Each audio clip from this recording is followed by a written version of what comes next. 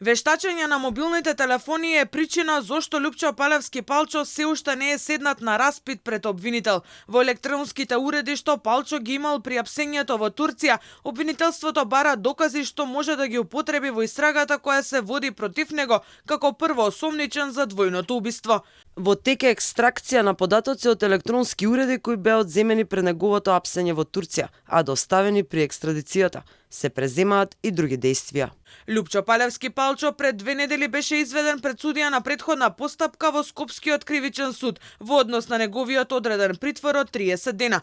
Тој тогаш и пред судијата и на новинарските прашања негираше вина за двојното убиство. Рече дека нема да се брани со молчење и има докази за неговата невиност, но не одговори каде бил на денот на убиството на Вања на 27 ноември минатата година. Зошто се дадовте во бегство? Не сум бил во бегство и не смеам да говорам за истрагата.